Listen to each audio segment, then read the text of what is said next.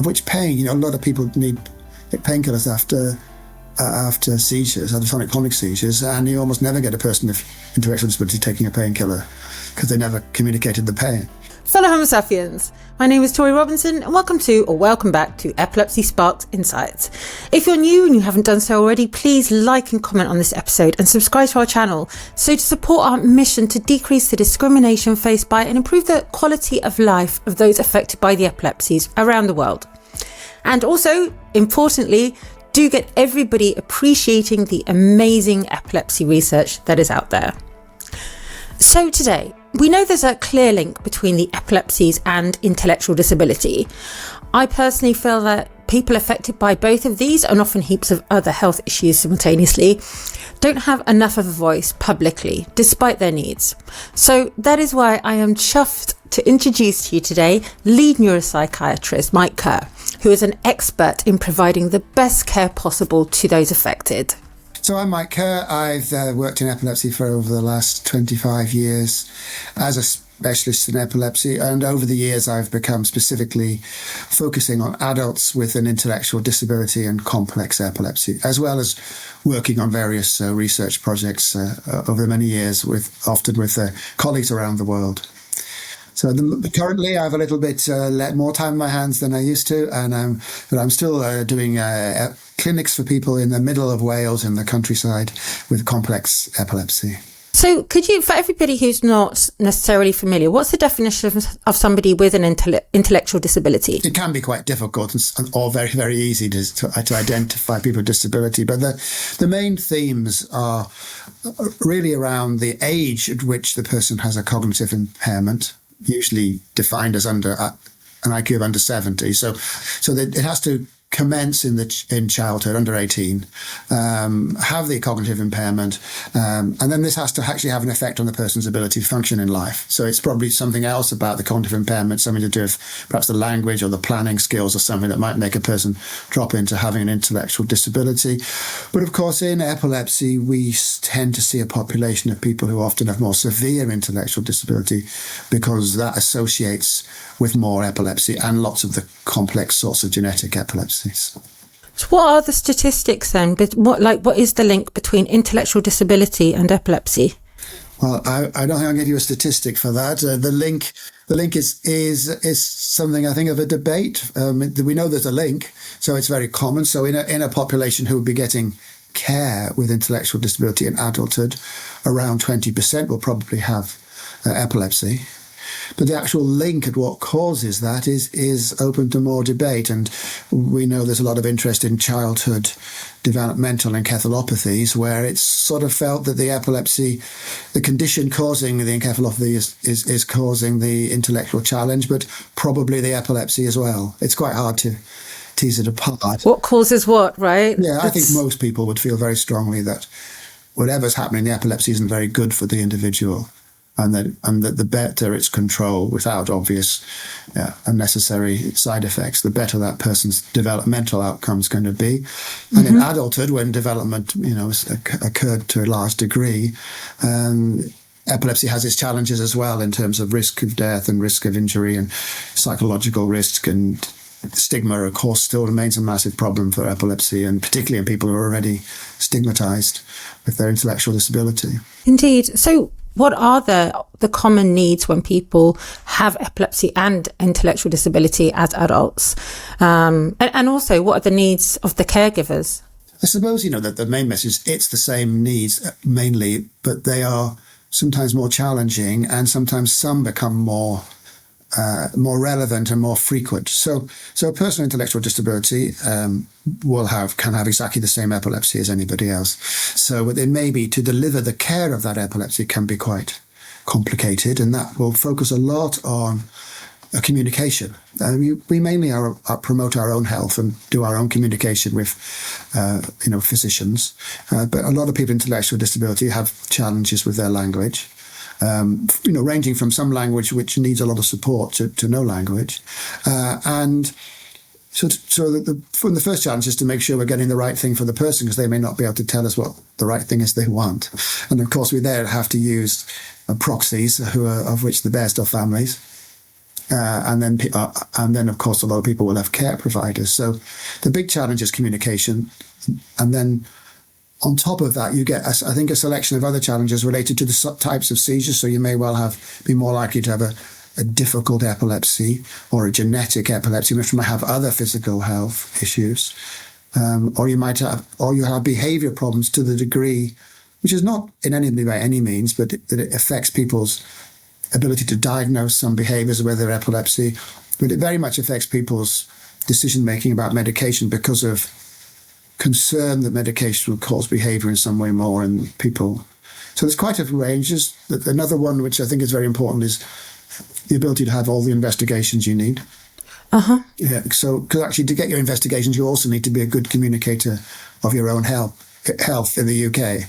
And if you're not fighting your own corner, it's going to be difficult, take a long time, and people will begin to make decisions for you, which might be what I'd call paternalistic, and basically saying you don't really need it or you're doing fine and this sort of thing. So there's quite a lot of challenges, which are all manageable. Are all manageable if we have the right team around the individual and the whole family, right? Yeah. Sometimes I think it's access to that which can be a bit of a struggle. Sometimes I think about people in this situation with intellectual disability and epilepsy and think, what are they actually feeling and thinking? And then how can they express that? Can they express that? And then the interpretation of their communication or limited communication, I guess, can just be wrong, right?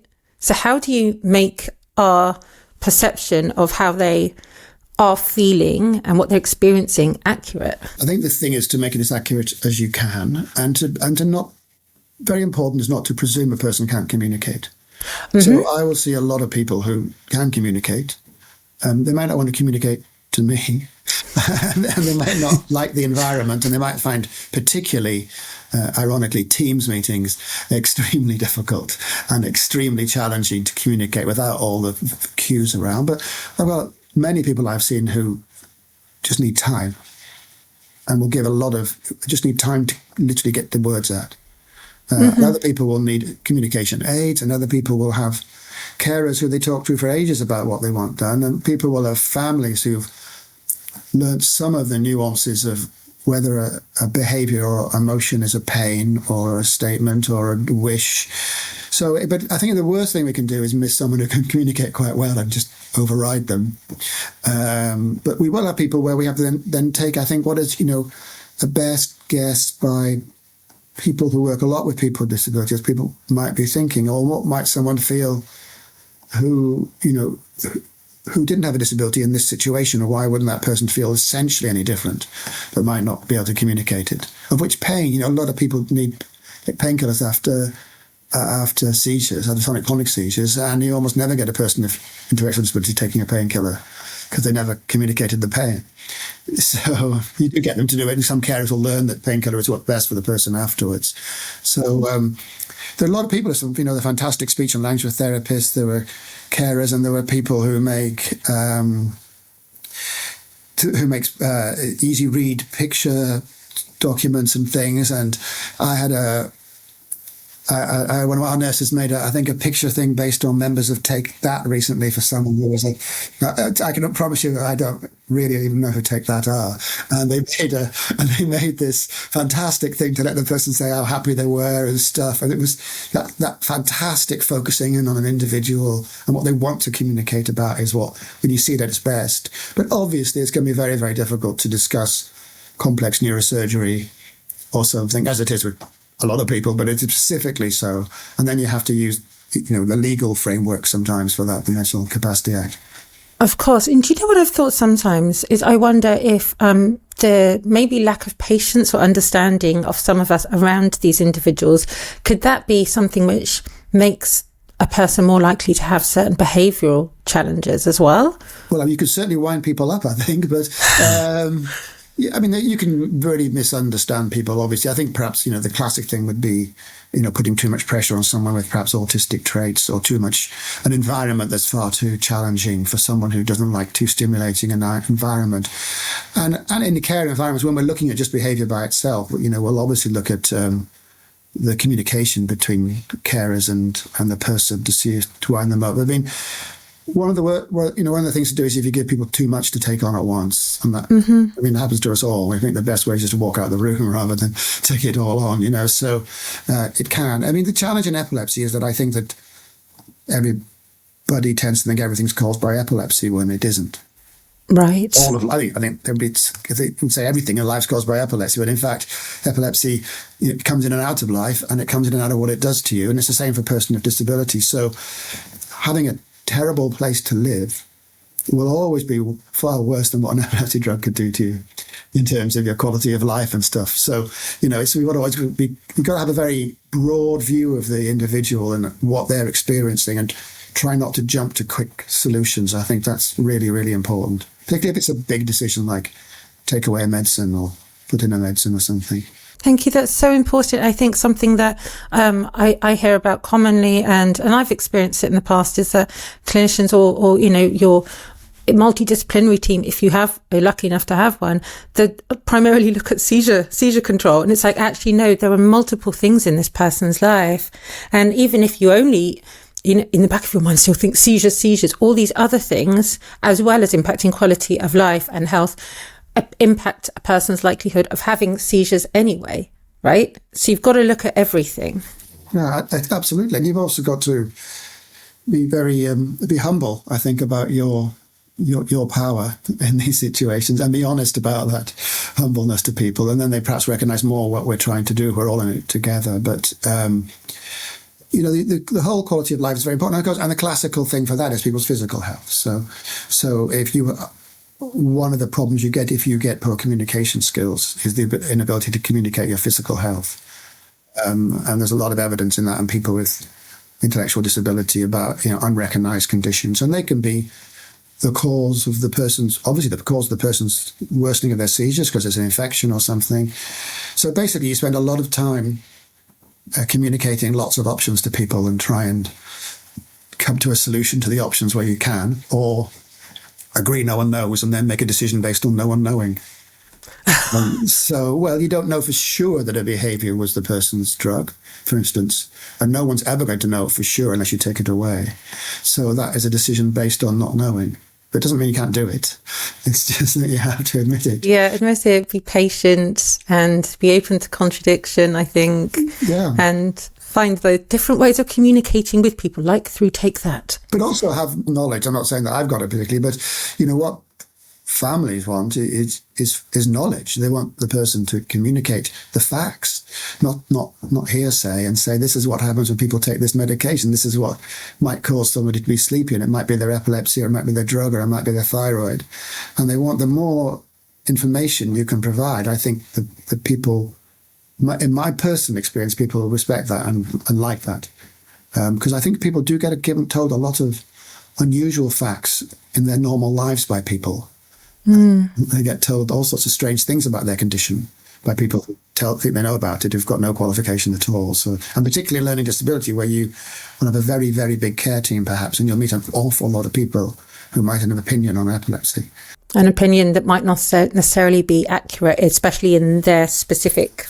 Yeah, it might be brilliant, but it might be really not at all brilliant. And then, your job is to point out in a gentle way that not at all, perhaps that this is not a good way to go, blaming the chocolate or something, and blaming something which might person actually really like, and focus on the seizures and the drugs and your professional status, and let them hopefully come to a shared decision. Thank you so much to Mike for sharing with us the needs of the people who have an epilepsy and intellectual disability, and often other challenges too, and how we can help them to have an improved quality of life.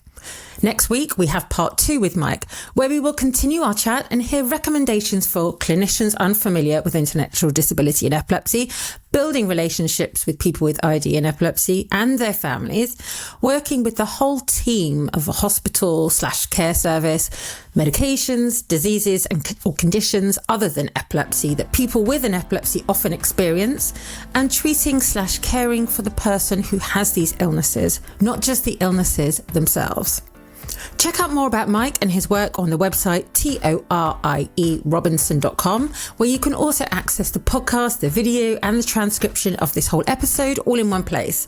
And if you haven't already, don't forget to like, comment and subscribe to the channel, and share this episode with your friends, colleagues, family members, universities, the bin person, the person down the shop, schools, anybody who is interested, because this supports our mission to decrease the discrimination faced by and improve the quality of life of people affected by the epilepsies, and also get everybody appreciating the incredibly cool, exciting epilepsy research out there. See you next week.